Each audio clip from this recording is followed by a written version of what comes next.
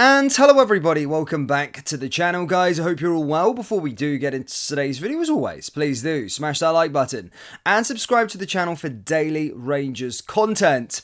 Guys, in today's video, I want to talk about Phillipe Clement. Now, don't panic. I know there is a big portion of the fan base that are going to be going, what the heck are you going on about? It's not time to sack a manager. No, I'm not saying sack a manager, but I just want to talk about Phillipe Clement. Look, I did my instant match reaction straight after the game, and to be fair, I was deflated for most of the Sunday. That defeat did hurt a little bit, despite me kind of expecting it to happen, really, deep down in my head. However, look, I've just decided to kind of keep away from making videos and digest other content and just see what the experts have said and see the sort of reaction to the game. And to be perfectly honest, it's been pretty toxic. Obviously, I've seen the scenes outside Ibrox. I've seen the sort of clips with regards to the players kind of being abused, Phillipe Clement, of course, getting confronted, and all that kind of stuff. But I do want to just speak about Phillipe Clement in general, in terms of, you know, since Phillipe Clement has came in, obviously he signed a new contract recently, there's kind of been a feeling within the club now that now we're on this new journey to rebuild this team. We're not going to fall into the same mistakes of just sacking a manager in October and being in this vicious cycle of rinse and repeat. They do well, we rebuild a whole squad in the summer, then they get sacked in October.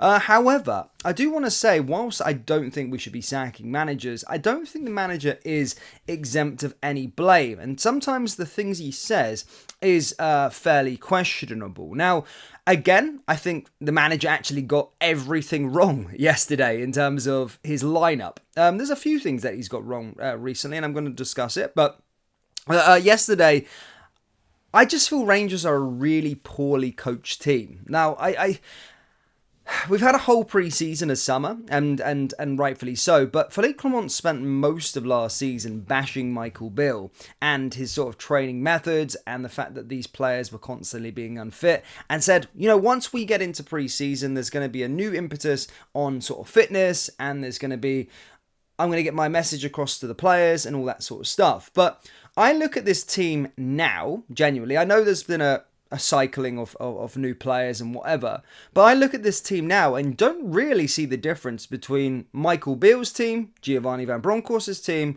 at the same stage. I just don't see a distinct style of play. Well, Giovanni Van Bronckhorst, I kind of seen a distinct style of play. It was unattractive, but I still seen it. With Phillipe Clement, I don't see what our thing is. I genuinely don't know what our style of play is, whether it be against, you know, Ross County, even where we won 6-0, I didn't know what our style of play was. The game against Hearts at the start of the season, and going against sort of superior opposition, like Celtic for this example, again, I didn't see what the style of players or what we were trying to achieve during that game, apart from maybe the first 5 minutes with the high press. We're a side that looks so poorly coached, and that's actually on the manager. And you can say what you want about the board, and you can say about them not backing him, etc, etc, but you know, you should be able to get a little bit more out of your players, and you should be able to see your players, or you should instruct your players to play your way of football. Yes, you can keep on saying that the players aren't good enough, but they are good enough to be able to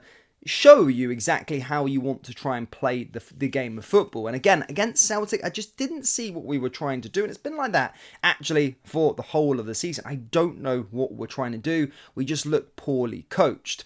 Also, beyond that one, I want to talk about his decision making in terms of his substitutes. I don't get his substitutes either. Yeah, you can say again a lack of quality on the bench. I agree, but still, you know, the substitutes that he makes are rather questionable, and I don't know what he's trying to do with those bringing those players on in these games. I just genuinely baffles me as to his substitutions as well. Now, following this, of course, after the game, I'm sure everybody have seen the interview as well. Now, this kind of got me a little bit worried with regards to him, because he sat there after a defeat, and a pumping, by the way. You know, it's a pumping. We probably should have lost about 6 or 7-0. And that's me being a Rangers fan and being kind of clear. I genuinely do believe that we should have probably lost that game 6 or 7-0. Genuinely. But after that match, he's asked about, where is this going to leave you, the defeat, etc., etc. And he deflects it straight away and goes, well, did you not see last week where we beat Ross County 6-0? The first time in 4 years. I was like, are you mental? Like, genuinely, are you mental? What are you bringing up, Ross? I don't want to be disrespectful for Ross County because they've done nothing wrong, but Ross County are an amateur team. Like, essentially, they're probably one of the worst teams in the league, and we were at home, so to speak. I expect those kind of performances, and I think Ross County would just let themselves down on that day. I don't think it was, I think we played a decent game, but how is he bringing that up last week, the result, as a way to say, oh, look at us now? I'm sure Pedro Canacia had some decent results as well. He didn't do the same thing. Or other managers have had good results, but don't bring up. I'm sure Eric Ten Hag, he had a good opening win for Manchester United in the Premier League. He didn't, after yesterday's defeat to Liverpool, he didn't go, oh, well, did you see the win against Fulham? We won, we're going against Fulham. I lost the plot. I genuinely didn't know what to think of that. And I think, is he deluded? Genuinely. I don't know what it is. I may be protecting the players and trying to keep that feel-good factor around the place, but those players yesterday showed no fight, absolutely zero fight whatsoever. And yes, there's always protecting the dressing room, but sometimes you need to give a bit of the hairdryer and just say it how it is, because you're taking the fans, taking the piss out of the fans. The fans knew what it was. They knew that the players didn't show up in terms of the individual fights and the individual battles. They bottled it. They didn't show up and do a fight. They didn't have any fight in them. So tell us how it is. We know already, and we're just waiting for the manager to go, right, he'll sort that. I'm going to sort that. It's not going to happen. Steven Gerrard would have done that. He'd be like, no, that wasn't good enough. I need them to fight. I need them to fight and come out. Don't come out and say that we beat Ross County 6-0 last week.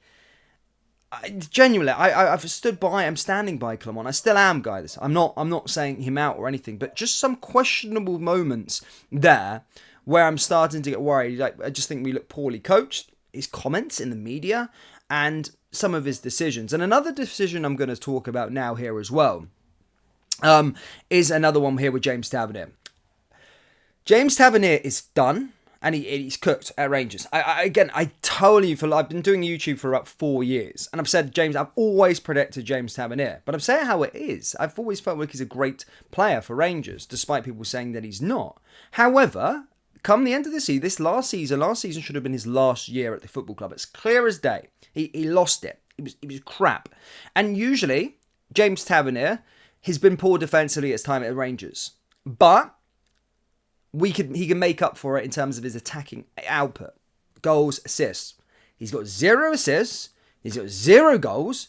He's done nothing for us attacking-wise this year. He's a liability. He's playing man down. Because he's doing nothing going forward. And he cost us yesterday with the goal with Maida. So, his decision to keep on playing him week in and week out is going to cost him his job.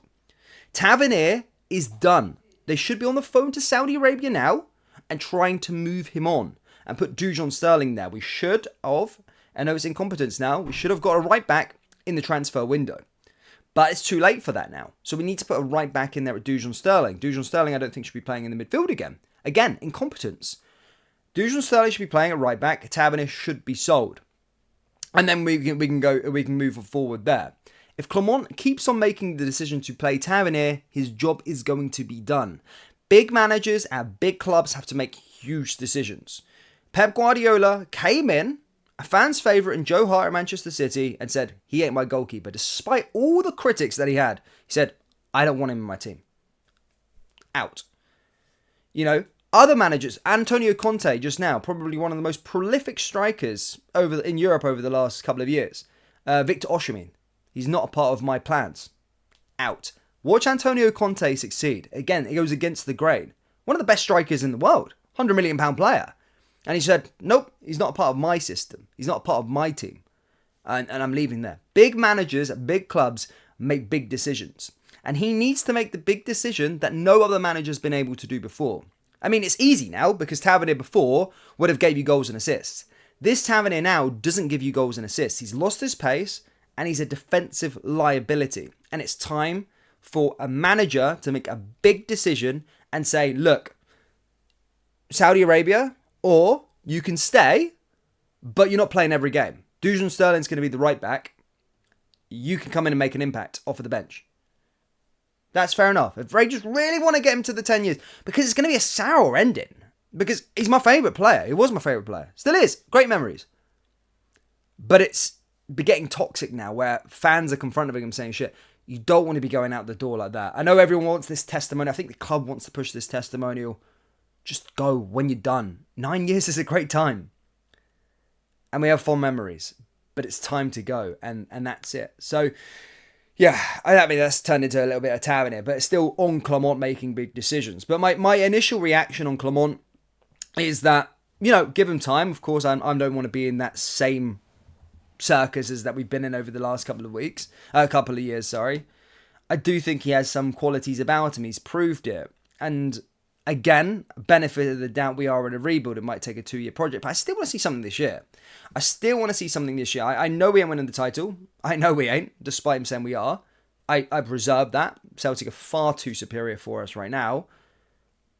I've reserved judgment, but it's about now getting on board with a project, and I need to see something from this manager. And that comes back from after the international break, making big decisions, telling us how it is, and then going for it. And then actually, lastly, just because I've seen his name pop up, Yanis Hadji. Where in his right mind as well is this is another decision that he's not making against it. Yanis Hadji. Again, right, I know he might not be his number 10, and I've just may have been, flipping the script there, but we sorted this Hadji situation out. You can't tell me that Tom Lawrence is better than Hadji. I know both of them lack pace, but you can't tell me Tom Lawrence is better than Yanis Hadji. Especially Yanis Hadji wants to play. That's the kind of player you want within the team. And he's here now till January. So he said he's not changed his mind on it. Yanis Hadji's willing to sort the thing out in his contract. So Phillipe Clement's going to keep him out until January when we've got nothing. I know Barami's coming in as well, but Hadji's quite flexible. But he's also got something to prove. There's no point wasting him away in the B team. Fucking just bring him into the team. He's sorting his contract out. Just bring him into the team. Don't have to play him. Just let him see. Let him have a point to prove.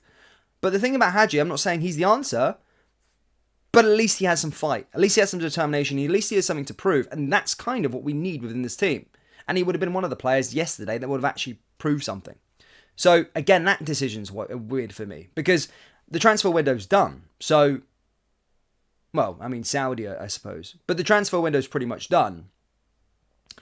So, if he sorted his contract out, we haven't got this problem with the £6,000 a week, bring him into the team. That's all we can see maybe do. Because I do lack his judgment in terms of he thinks Tom Lawrence is the answer. The players that we got made out of Weetabix are the answer up in the attacking areas. Play him in a training session. It's not going to cost us anything. So the B team, it's there. It's not costing any money. B team to the first team. Let him train with the first team. And see what happens. He's got something to prove, and that can be dangerous. Absolutely dangerous to this team. And he's got quality. He's better than some of that shit that we got in the team anyway. I know he's not the answer, but he's better than some of the shit that we got currently now. So, yeah, his decision-making's woeful. Sorry, I went on a tangent there, but I want to see a bit more from him. Again, I'm not saying out, but I want to see better coaching. I want to see a better drilled team. I want to see a team with a distinct style of play. I keep bringing up Liverpool. Arne Slot's been in the door a few weeks, since June. You can only see what Liverpool are trying to do. I know it's a more elite club or elite league or whatever, but you can already see his ideas implemented. Ten Hag's in hot water at this moment in time because he doesn't have a distinct style of play. It's a downward slope when you can't see what you're trying to do. So I want to see a bit of a distinct style of play. I want to see us coached better. I want to see some fight from the manager. I want to see the manager make tough decisions. I want to see the players with a bit more fight. And I want to see the manager stop selling the fans down the river. Tell us how it is. We know the players were shit yesterday. Tell us. I don't want to bring on Ross County nonsense. But anyway, I'm rambling on here. Hit the like, hit the subscribe button. Let me know your thoughts on Phillipe Clement down there in the comment section below. How long will he last? And do you think he's the man to take Rangers back to the top? Yes or no? Thank you, and I'll see you next time. Take care. Peace.